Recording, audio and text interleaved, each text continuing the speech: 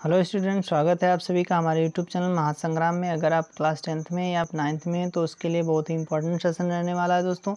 इसमें रोज़ाना हम फिजिक्स और केमिस्ट्री बायोलॉजी यानी इसमें अभी तो दोस्तों हम चला रहे हैं फिजिक्स और फिजिक्स के इम्पॉर्टेंट टॉपिक वाइज दोस्तों जो कॉन्सेप्ट है उसको थ्योरेटिकल अभी चल रहा है। उसके बाद हम कुछ जो टॉपिक कंप्लीट हो जाने के बाद हम कुछ इंपॉर्टेंट क्वेश्चन भी करेंगे, किस टाइप से क्वेश्चन पूछे जाएंगे दोस्तों बोर्ड परीक्षा में। और चलिए दोस्तों देखते हैं, इसके पिछले वीडियो में हमने कुछ इंपॉर्टेंट फैक्ट किया था दोस्तों। उसमें हमने पढ़ा था अवतल दर्पणों के उपयोग क्या होते हैं दोस्तों, ये भी पढ़ लिया था।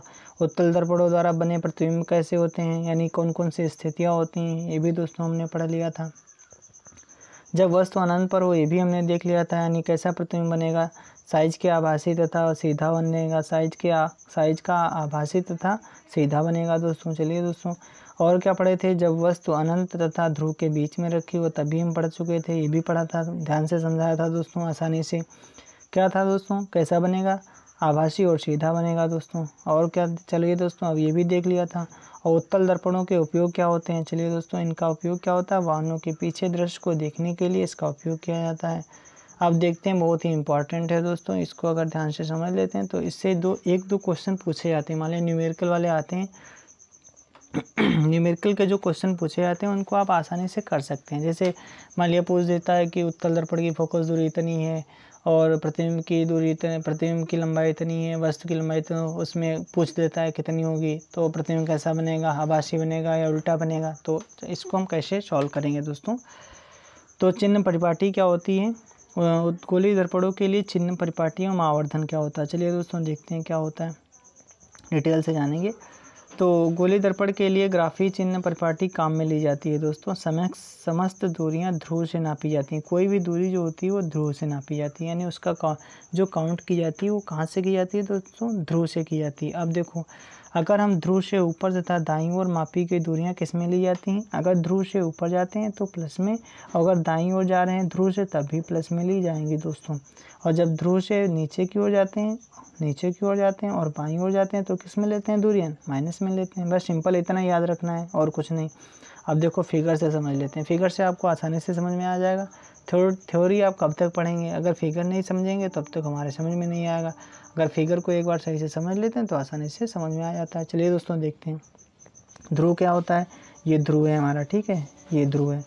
अब देखो ध्रुव के अगर हम बाईं ओर चल रहे हैं तो माइनस में दूरी हमेशा लेते हैं, ठीक है। अगर ऊपर जाते हैं तो प्लस में लेते हैं। अगर हम ध्रुव के दाईं ओर जा रहे हैं तो प्लस में लेते हैं।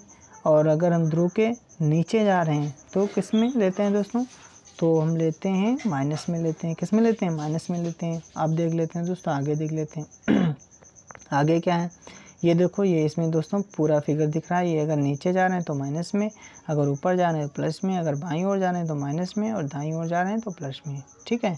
दाईं ओर जा रहे हैं तो प्लस में लेते हैं, प्लस में दूरियां लेते हैं। अब चलिए दोस्तों क्या है, दर्पण सूत्र क्या होता है, इसी से जो देखो ये सूत्र अगर हमको मालूम हो गया तो जितने भी न्यूमेरिकल आते हैं हम आसानी से उनको सॉल्व कर सकते हैं। अब सूत्र को कभी कोई डेरिवेशन भी पूछ देता है। चलिए दोस्तों पहले इसको ऐसे देख लेते हैं, केवल सूत्र ही देख लेते हैं। इसमें सूत्र ही पहले दिया है। तो क्या दर्पण की फोकस दूरी मान लिया एफ है, ठीक है। दर्पण की फोकस दूरी क्या होती है, एफ से डिनोट करते हैं।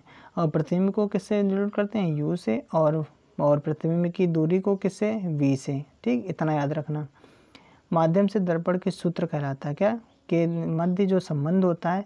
अब देखो दर्पण सूत्र क्या होता है, अगर इसकी कोई परिभाषा पूछ दे, पहले पूछे नहीं जाती, अगर कोई पूछे तो क्या होता है देखो, तो आसानी से बता देना कि फोकस दूरी जिसे एफ बोलते हैं, फोकस दूरी और प्रतिबिंब की दूरी तथा प्रतिबिंब और उसके जो बीच में जो संबंध होता है उसे क्या कहते हैं, दर्पण सूत्र। या सिंपली कह देते हैं एफ का और F comma U comma V के बीच जो संबंध होता है उसे क्या बोलते हैं, हम दर्पण सूत्र बोलते हैं। अब देखो ऐसा एक सूत्र है जिसमें दिए गए दो मानों को रखकर तीसरे मान का निकाल देते हैं, जिसके आधार पर प्रतिबिंब की स्थिति और साइज का पता चल जाता है। चलिए दोस्तों आगे देख लेते हैं। अब फार्मूला क्या है दोस्तों, फार्मूला ये होता है, ये 1/f बराबर 1/v प्लस 1/u होता है। अगर माइनस में, अगर मान लिया अवतल दर्पण होता है तो क्या करते हैं, इनमें माइनस हो जाती हैं, ये माइनस में हो जाते हैं सारी जो ये होती हैं, जैसे u का मान, v का मान। देखो ये क्या होता है, v का मान क्या होता है, v का मान होता है प्रतिबिंब की लंबाई, और ये u का वस्तु की लंबाई, और f क्या होता है, फोकस दूरी होता है। चलिए दोस्तों आगे देख लेते हैं आवर्धन क्या होता है। अब देखें आवर्धन क्या होता है, आवर्धन के बारे में पढ़ेंगे। तो अब देखो आवर्धन की सहायता से यह पता चलता है कि कोई प्रतिबिंब बिंब की अपेक्षा आकार में बड़ा है या छोटा है, यानी जो प्रतिबिंब बन रहा है वो वस्तु के छोटा है या बड़ा है, वस्तु से छोटा है या बड़ा है। ठीक है, तो प्रतिबिंब की ऊंचाई मान लिया h है। अब इसको यहाँ पे डेरिवेशन है दोस्तों, h है, और बिंब की ऊंचाई h है, यानी ये h डैश है, और इसकी बिंब की ऊंचाई कितनी है, h है। आवर्धन कहलाता है, अथवा प्रतिबिंब दूरी तथा बिंब दूरी का अनुपात क्या कहलाता है दोस्तों, आवर्धन कहलाता है। आवर्धन का मान कितना होता है दोस्तों, +1 से बड़ा होने पर प्रतिबिंब बिंब से बड़ा होता है, ये याद रखना। आगे देख लेते हैं, जब प्रतिबिंब कम होने पर प्रतिबिंब छोटा होता है। अब जब आवर्धन कम होगा तो प्रतिबिंब छोटा होगा। आवर्धन जब +1 से अधिक होगा तो क्या होता है, प्रतिबिंब वस्तु से बड़ा बनता है। आगे देख लेते हैं। चलिए दोस्तों अब आगे क्या है, अब हम इसको सॉल्व कर लेते हैं। क्वेश्चन 1 दिया है, क्वेश्चन को कैसे सॉल्व करेंगे, देखो क्या लिखा है दोस्तों, किसी ऑटोमोबाइल में पीछे के दृश्य को देखने के लिए 3 मीटर वक्रता त्रिज्या वाले उत्तल दर्पण का मान उपयोग किया गया है। यदि बस इस दर्पण से 5 मीटर की दूरी पर है तो प्रतिबिंब की स्थिति, प्रकृति और साइज ज्ञात करें। चलिए दोस्तों हमको ज्ञात क्या करना है, प्रतिबिंब की स्थिति। तो प्रतिबिंब को किससे डिनोट करते हैं, प्रतिबिंब को v से डिनोट करते हैं, प्रतिबिंब की दूरी को। ठीक है, तो हमको किस में दिया, क्या क्या है दिया है, हमको क्या दिया है, वक्रता त्रिज्या जिसको r बोलते हैं। r क्या है, प्लस 3 मीटर है। ठीक है, और बिंब की दूरी यानी वस्तु की दूरी क्या है दोस्तों, -5, यानी क्या है दोस्तों, माइनस में लिया गया है।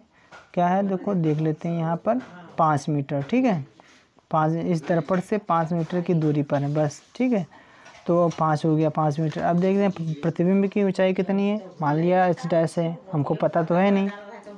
अब देखो फोकस दूरी वाला फार्मूला लगा दिया तो कितना आ गया, फोकस दूरी इसकी आ गई, ये वाली दोस्तों देखो r/2 होता है फोकस दूरी, r का मान ये है, रख दिया। कट करने के बाद कितना हो गया, 1.50 का मान आ गया इसका। अब देखो इस फार्मूले में लगा देंगे इसको, 1/a बराबर 1/v + 1/u होता है। इसको सॉल्व करेंगे, सॉल्व करने के लिए दोस्तों इसमें मान रख देंगे, मान रखने के बाद ये वाला हो जाएगा।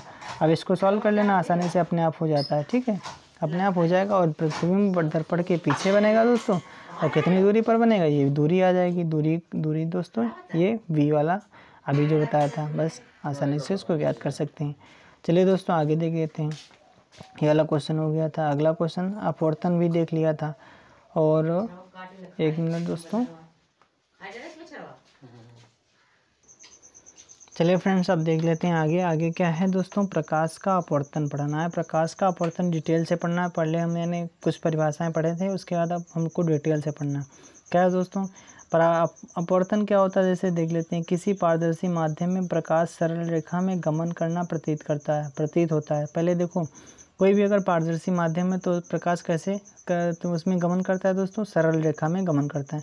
जब प्रकाश एक पारदर्शी माध्यम से दूसरे पारदर्शी माध्यम में प्रवेश करता है तो क्या होता है दोस्तों, सिंपल सा क्या होता है, उसमें कुछ विचलन पैदा होता है, अपनी दिशा बदलता है। अपने दिन प्रतिदिन के कुछ अनुभवों को दोहराएंगे। आपने देखा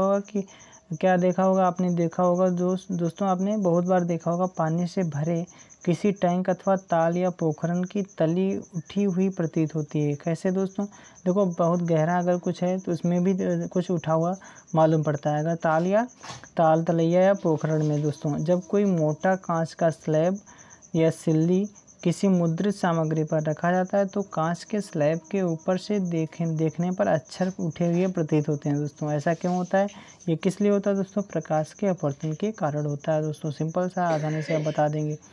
अब आगे देख लेते हैं, आगे क्या है, आगे देख लेते हैं दोस्तों। अब क्या करना है दोस्तों, क्या आपने किसी कांच के बर्तन में रखे पानी में किसी पेंसिल को आंशिक रूप से डूबे देखा है, कभी देखा है, नहीं देखा तो आप लोग डुबा के देख लेना एक बार, यानी डुबो के देखना। यह वायु और पानी के अंतरपृष्ठ पर टेढ़ी प्रतीत होती है। कैसी प्रतीत होती है दोस्तों, टेढ़ी प्रतीत होती है। आपने देखा होगा कि पानी से भरे किसी कांच के बर्तन में रखे नींबू पाउडर से देखने पर अपने वास्तविक साइज से बड़े प्रतीत होते हैं। इस अनुभव यानी नींबू अगर रखा है तो कैसा प्रतीत होता है दोस्तों, बड़ा प्रतीत होता है। आइए पानी में आंशिक रूप से क्या करते हैं दोस्तों, डूबी पेंसिल के मुड़े होने की घटना पर विचार करते हैं। चलिए दोस्तों क्या है इसमें देखते हैं। पेंसिल के पानी में डूबे भाग से आपके पास पहुंचने वाला प्रकाश पेंसिल के पानी से बाहर के भाग की तुलना में भिन्न दिशा से आता हुआ प्रतीत होता है दोस्तों। इसी कारण पेंसिल मुड़ी हुई प्रतीत होती है और इसी कारण से जब अक्षरों के ऊपर कांच का स्लैब रख दिया जाता है तो देखने पे वे उठे हुए प्रतीत होते हैं। अब आप आसानी से कैसे बता सकते हैं, प्रकाश के अपवर्तन के कारण होता है। अब आगे देख लेते हैं दोस्तों क्या है। अगला है यदि पानी के स्थान पर हम कोई अन्य द्रव जैसे कैरोसिन या तारपीन का तेल प्रयोग करें तो क्या तब भी पेंसिल उतनी मुड़ी हुई दिखेगी? यदि हम कांच के स्लैब को पारदर्शी प्लास्टिक के स्लैब से प्रतिस्थापित कर दें तो क्या तब भी अक्षर उसी ऊंचाई पर प्रतीत होंगे? आप देखेंगे कि अलग अलग माध्यमों के युग्मों के लिए इन प्रभावों को विस्तार अलग अलग है दोस्तों। अब आगे देख लेते हैं दोस्तों क्या है। आगे कुछ क्रियाकलाप दिए गए, इनको आप आसानी से घर में ही कर सकते हैं। क्या क्रियाकलाप है? पानी से भरी एक बाल्टी की तली पर एक सिक्का रखिए। अपनी आँखों को पानी के ऊपर किसी पार्श्व में रखकर सिक्के को एक बार में उठाने का प्रयत्न कीजिए दोस्तों। क्या आप सिक्का उठाने में सफल हो पाते हैं? क्रियाकलाप को दोहराइए। आप इसे एक बार में करने में क्यों सफल नहीं हो पाए थे? अपने मित्रों से इसे करने के लिए कहिए और इसके साथ अपने अनुभव की तुलना भी कीजिए दोस्तों। ये आप आसानी से कर सकते हैं घर में। चलिए दोस्तों अगला क्रियाकलाप क्या है इसमें भी देख लेते हैं। क्या है? किसी मेज पर एक बड़ा उथला कटोरा रखकर उसकी तली में एक सिक्का रखिए। क्या कह रहा है? किसी मेज पर एक बड़ा सा उथला हुआ कटोरा रखिए और उसमें एक सिक्का रखिए दोस्तों। कटोरे से धीरे धीरे दूर हटाइए। क्या कह रहा था? कटोरे से धीरे धीरे दूर हटाइए। जब सिक्का ठीक दिखाई देना बंद हो जाए तो रुक जाइए दोस्तों। अपने मित्र से सिक्के को विक्षुब्ध किए बगैर कटोरे में पानी डालने को कहिए दोस्तों और अपनी स्थिति से सिक्के को देखते रहिए। क्या सिक्का उसी स्थिति में पुनः दिखाई देने लगता है या कैसे संभव हुआ दोस्तों? इसको आप विचार कीजिए। चलिए दोस्तों आगे देख लेते हैं। आगे क्या है दोस्तों? कटोरे में पानी डालने पर सिक्का फिर से दिखाई देने लगता है। प्रकाश के अपवर्तन के कारण सिक्का अपनी वास्तविक स्थिति से थोड़ा ऊपर उठा हुआ प्रतीत होता है। किस कारण से दोस्तों? प्रकाश के अपवर्तन के कारण ही होता है ये सब घटनाएं। आगे देख लेते हैं कुछ और क्रियाकलाप हैं। क्या है? इसको आप आसानी से कर लेना। मेज पर रखे एक सफ़ेद कागज़ की शीट पर एक मोटी सीधी रेखा खींचिए। आसानी से कर सकते हैं, कोई दिक्कत वाली बात नहीं। इस रेखा के ऊपर एक कांच का स्लैब इस प्रकार रखिए कि इसकी एक कोर एक रेखा से कोई कोण बनाए। ये भी हो सकता है। स्लैब के नीचे आए रेखा के भाग को पार्श्व से देखिए। क्या आप देखेंगे कि क्या कांच के स्लैब के नीचे की रेखा कोरों के पास मुड़ी हुई प्रतीत होती है? आसानी प्रतीत होगी दोस्तों, इसमें कोई दिक्कत नहीं। अब कांच के स्लैब को इस प्रकार रखिए कि यह रेखा के अभिलंबवत हो जाए। अब आप क्या देखेंगे कि कांच के स्लैब के नीचे रेखा का भाग मुड़ा हुआ प्रतीत होता है। रेखा को कांच के स्लैब के ऊपर से देखिए। क्या स्लैब के नीचे रेखा का भाग उठा हुआ प्रतीत होता है? ऐसा क्यों होता है? प्रकाश के अपवर्तन के ही कारण होता है।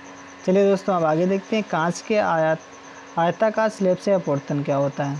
अब इसके आगे देख लेते हैं दोस्तों। ये हमारा अपवर्तन दिखाया गया है दोस्तों। आप इसमें ज़्यादा कुछ नहीं, ये वायु है यानी ये विरल माध्यम है, ये सघन माध्यम है क्योंकि प्रकाश किरण आ रही है, इसके बाद इसमें टकरा रही, कांच में जा रही, कांच के बाद ये विचलित होने के बाद ये अभिलंब है, अभिलंब से थोड़ा दूर हट जाती है।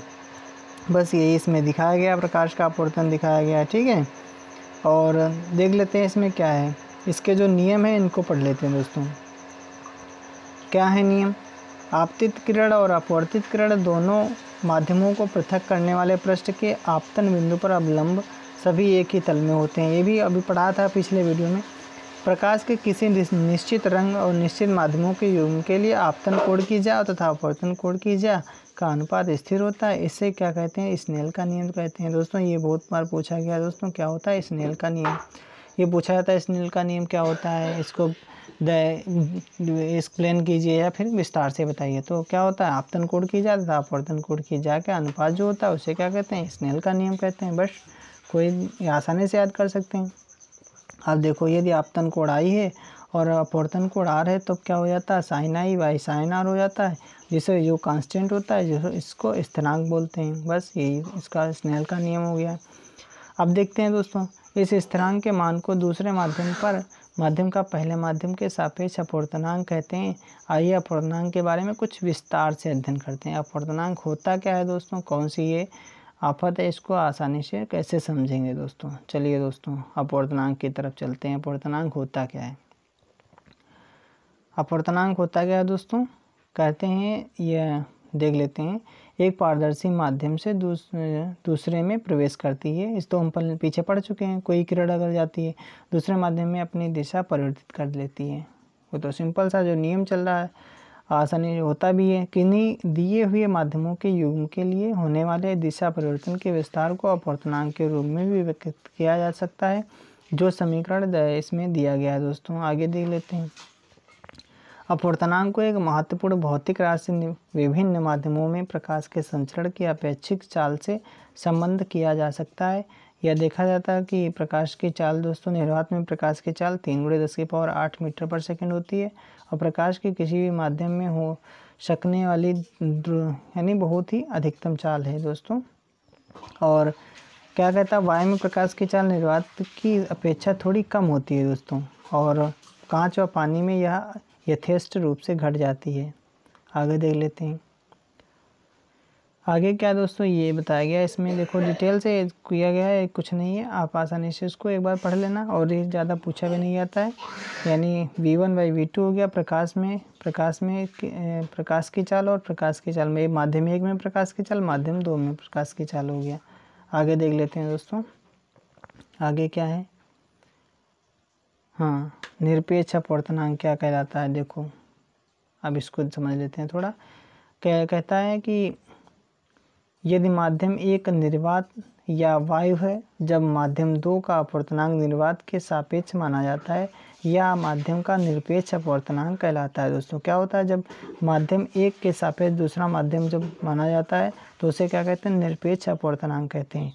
और निरपेक्ष अपवर्तनांक कहते हैं यह केवल n2 से निरूपित किया जाता है। यदि वायु में प्रकाश की चाल c है, माध्यम में प्रकाश की चाल v है, तो माध्यम का अपवर्तनांक क्या हो जाएगा, nm जो बोलते हैं और होगा।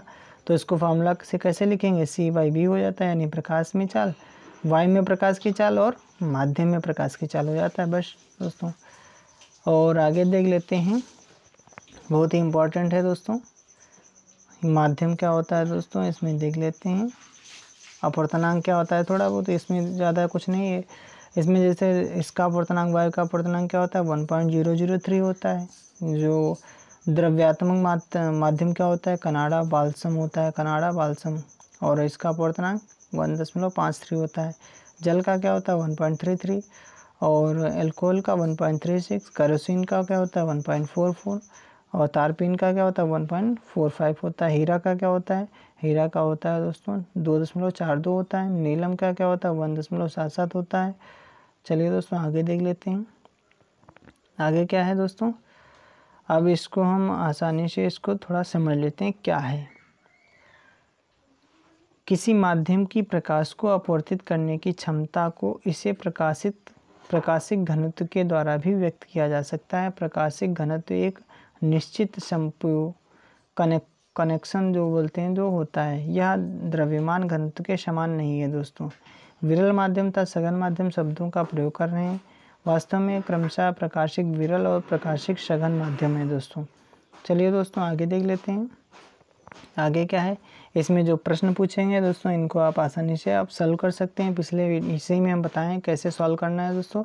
अब हम अगले वीडियो में दोस्तों पढ़ेंगे गोलीय लेंसों का अपवर्तन क्या होता है। जैसे उत्तल लेंस हो गया, अवतल लेंस हो गया, इनसे लेंस कितने प्रकार के होते हैं, कौन कौन से लेंस होते हैं, अभिसारी लेंस क्या होता है, अपसारी लेंस क्या होता है दोस्तों, अगले वीडियो में पढ़ेंगे।